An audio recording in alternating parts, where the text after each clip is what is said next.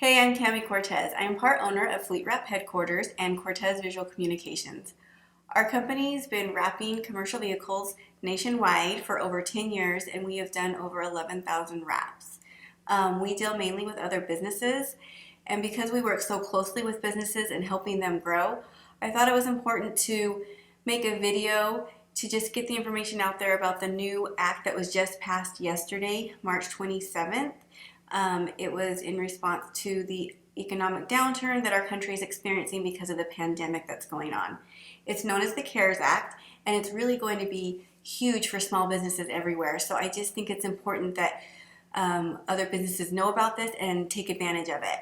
There is a lot of stuff in this bill. There's a lot of information to sift through. So I just took it upon myself to do my own research for Fleet Wrap Headquarters, and I just thought I would pass that information along to you, so hopefully it helps you out just a little bit, if nothing else, just to kind of get you to know what you need to do next to take advantage of this. I'm just going to be doing a quick summary. Again, it's just so when you walk away from this, hopefully you just kind of know your next couple of steps. So I do accounting, just so you know. I've been in accounting for over 20 years. I worked as an accountant for the Phoenix Suns for many years, and now I just do I do all the accounting for Fleet Wrap Headquarters, and I do accounting for just a handful of other companies as well. I don't have all the answers, but like I said, I'm just trying to give you a good understanding of what you need to focus on in this bill. This is a federal bill, so every state might have other resources available to you as well, so I would encourage you to reach out to your state SBA representative. Usually you can do that by going to sba.gov and then putting in your state, and then your representative's phone number will pop up. I would also encourage you to talk to your accountant or lawyer for any other questions you might have regarding this. So there are two loans involved in this bill that I want to really focus on. The first one is the Economic Disaster Loan, or EDL. This loan actually already existed before this bill was passed, but it has been enhanced by the bill. So this is an SBA loan. You can apply for it going to sba.gov/disaster. It is backed by the SBA, and it has a cap of $2 million. So this loan has very attractive interest rates.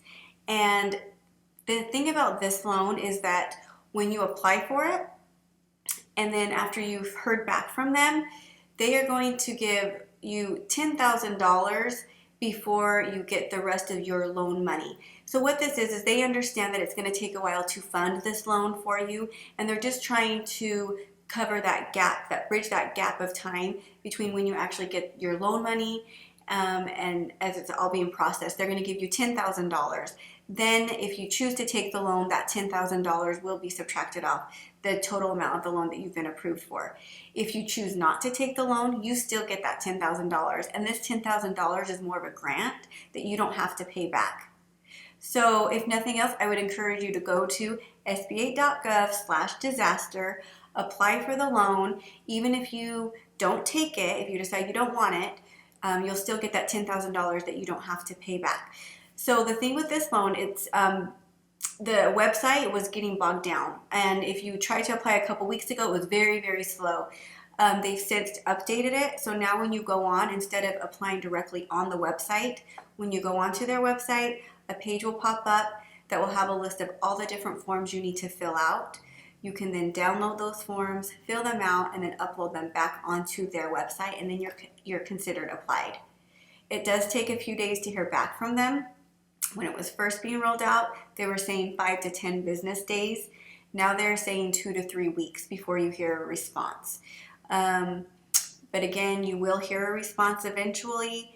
And if you have applied for that loan already, but you haven't seen that $10,000, this is because the $10,000 again was just passed as part of the bill yesterday, March 27th.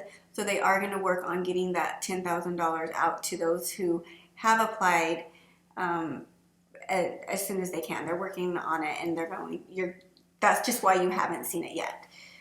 So the next loan in this bill is the Paycheck Protection Loan. This also came about in the CARES Act, and it's a 7A loan. So this loan, you can actually get by going to any FDIC bank. So you don't have to apply for it through the SBA.gov website. You can actually walk into any bank that's FDIC insured and talk to any of their loan advisors, and they should be able to get you applied for this loan.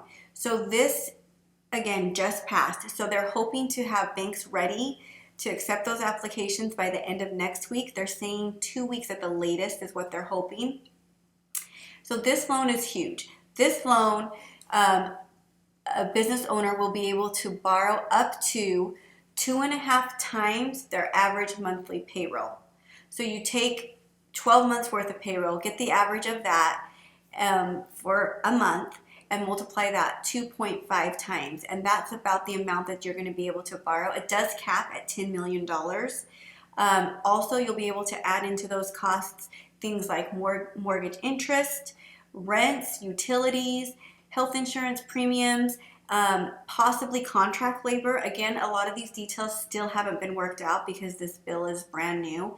And once it is worked out, from all the research I have done, the people are saying that it should be more generous than maybe what they initially thought. So they might include other costs as well. It's going to be your overhead type costs.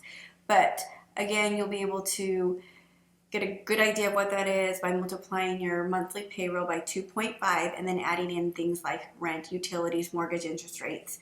The thing about this loan, it's going to be a lot easier than usual to get approved. Things like collateral and personal guarantee regulations have all been waived for this loan. You don't have to be able to prove that you weren't able to get credit anywhere else like you normally do on an SBA loan. All that's going to be waived. It's going to be fairly easy to get in there and get it. And I know too, the idea is that you leave that same day with money in your account, if not soon after that. So the other really cool thing about this loan, the money spent on those costs that we had mentioned, the payroll costs, the health insurance premiums, the mortgage interest, on all of those listed costs, any money spent on those costs within the first 8 weeks of when you got that loan, that's going to be forgiven. So it's basically like a grant.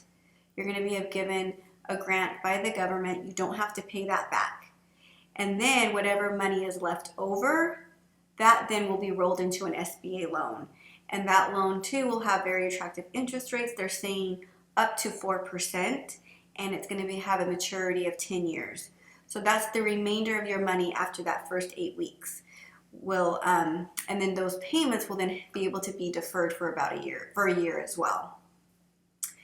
So the other thing about this loan, if you do not lay off employees or reduce their hours, if you lay off employees or reduce their hours, then the amount of your loan will be reduced by that same amount.